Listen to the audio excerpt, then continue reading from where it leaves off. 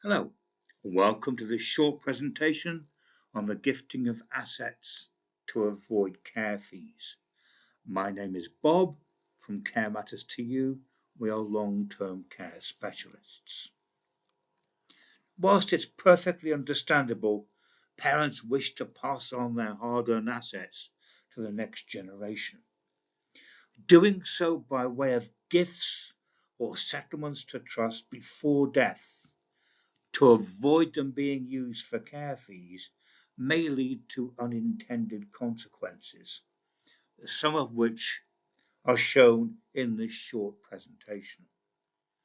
If you are considering gifting assets away or settling them to trust to avoid them being used for care fees, you must ask the question, will it work when help with long-term care fees is required? If not, you may still have to pay care fees from assets that you no longer own, or in default, debts could be pursued against the new owners or trustees of the assets that you've passed on. Risk assessment is the effective way to help you avoid making huge, expensive mistakes. Asset deprivation, or the concealing of financial assets, is something that many people do when it comes to considering long-term care.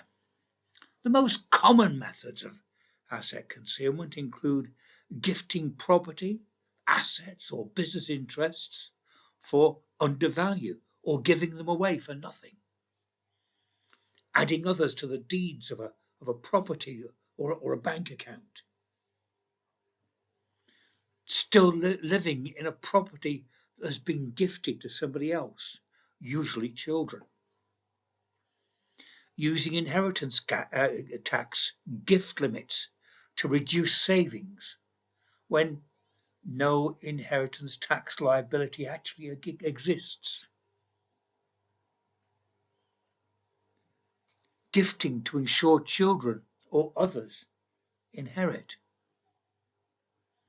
reducing savings to the upper thresholds of £23,250 in England and Northern Ireland, or £35,000 in Scotland, or £50,000 in Wales, and leaving very little else available to pay for care fees. Or another very common method is to settle the family home to trust and continue to reside in it. The legal and financial implications of doing any of those can, in some circumstances, be quite penal. Concealing assets can result in severe legal and financial consequences, with the new owners or trustees being ultimately liable for the care fees.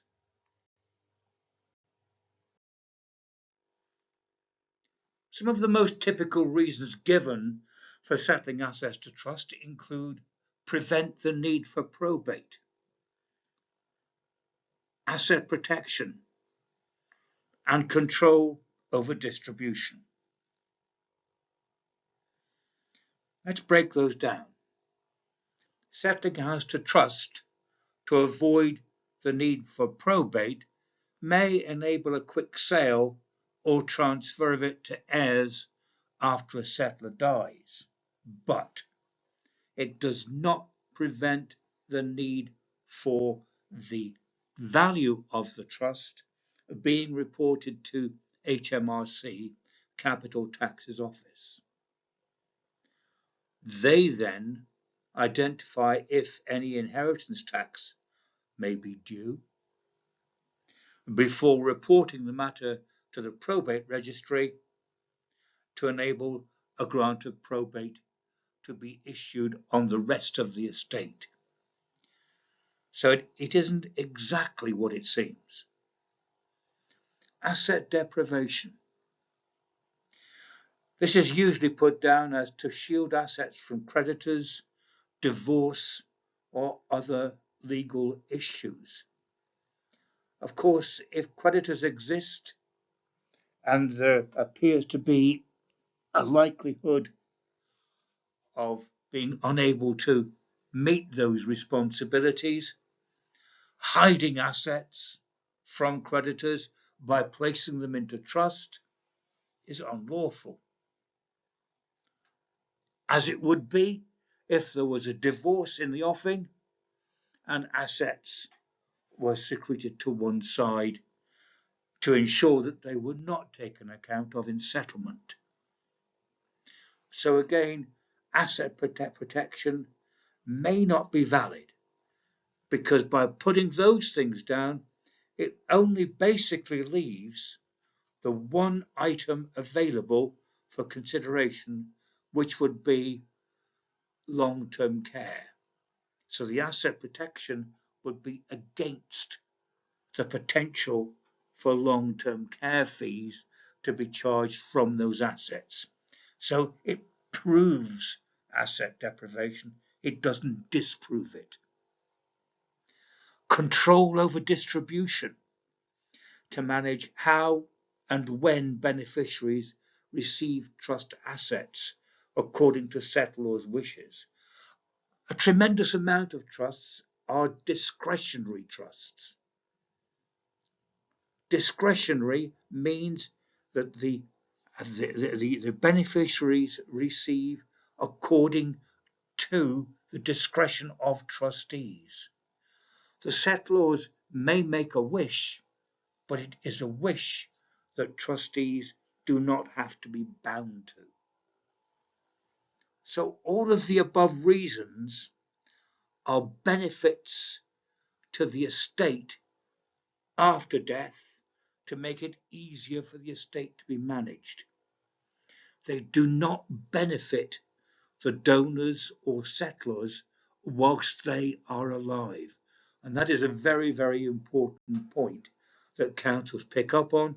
If it's of no value to the donor or the settlor, then the chances are it was asset deprivation.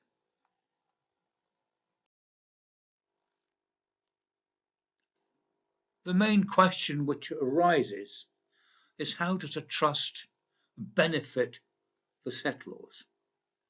Because potentially capital gains tax and inheritance tax liabilities may arise when the asset is sold.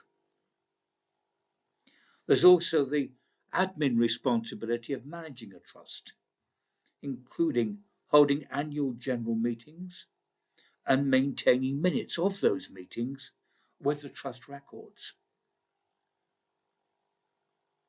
It also reduces direct management of the property by the original owners, who actually give control to trustees.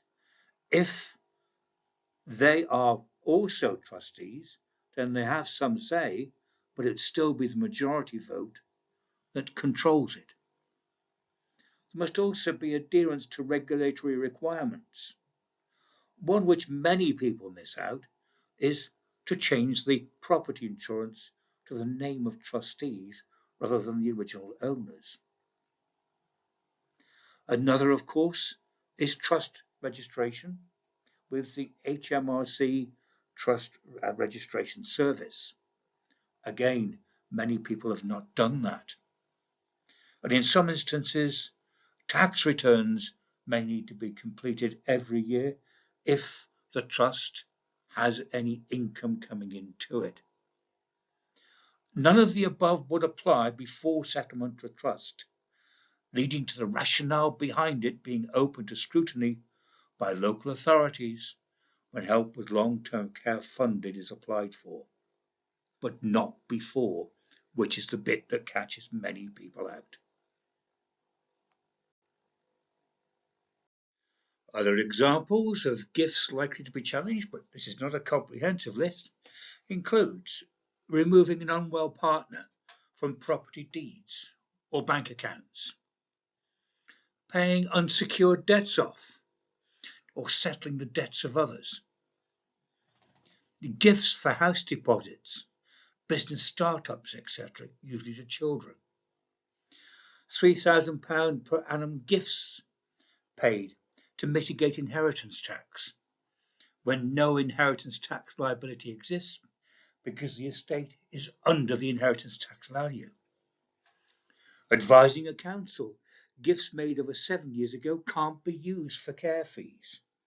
Without realising, that statement admits that they were made to avoid care fees. Elderly or infirm parents purchasing a share in a child's home. That really is something that's creeping in and is fairly common now. People think that they can gift money away because it's secured against deeds and they own a share of the property. All the council does is looks to that parent's will to see who's going to benefit anyway. And it's usually the child they've gifted the money to. Moving family into a property to protect an inheritance. That only works if the person that has moved in is a qualifying relative and has either a mandatory or a discretionary right to disregard. Trustees selling trust property after the first settlor dies. This is quite common. It happens simply because if you've got one person that's in care and one lives at home, the property can't be used for care fees, irrespective of whether the trust was in place or not. But after the first one dies, if the second one needs care, then at that stage, a financial assessment is completed, which does include the property. So they will ask inquiries about the trust, they will investigate the rationale behind it, and if they decide asset deprivation has taken place, that person will still be expected to pay their full care fees. If the property has been sold, there may be no assets to pay the care fees. That means that the local authority could pursue the trustees for those care fees as and when they arise, and for any debt accumulated beforehand. Another common one is the severance of deeds after an assessment for care. The above illustrates some of the actions families do take that are highly likely to be challenged. As I said at the outset of this page, this is not a comprehensive list. There are far more things that do occur because the minds of individuals are quite industrious when it comes to designing schemes to hopefully avoid care fees. If a council believes asset deprivation has taken place, it is the responsibility of family or trustees to prove no deprivation did take place. Failing to do so can lead to debts for accumulated fees being pursued and in default through the courts. Getting risk assessment before making that decision to move an asset to trust or by gifting it can eliminate those problems. Because the risk assessment looks at the actions proposed. It considers those actions against the asset deprivation rules, explains how and why they are likely to be investigated, describes the potential consequences for family and trustees, and proposes possible solutions to avoid unintended consequences and costly mistakes being made. Simply tell us what you propose and ask for our questionnaire by emailing us at info.carematterstoyou@gmail.com. A quote for our fee will be emailed to you within 24 hours. And if you accept it, your comprehensive risk assessment report will be delivered to you within 4 working days of settlement of our invoice. Thank you for your time. We do hope this short video has been of help to you.